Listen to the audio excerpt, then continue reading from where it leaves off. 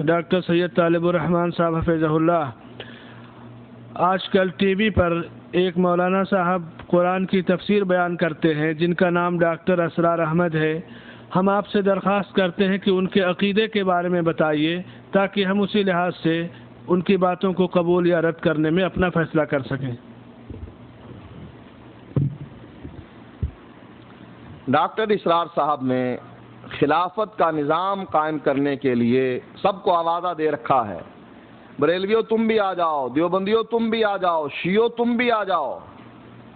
اور پھر اس میں وہ بیان کرتے ہیں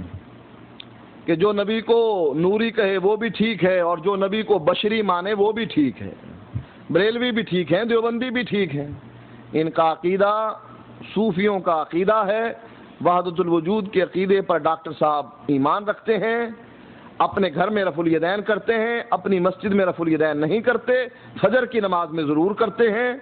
یہ انہوں نے ایک دین اکبر بنایا ہوا ہے، کبھی اس کی لے لو مان لو، کبھی اس کی مان لو،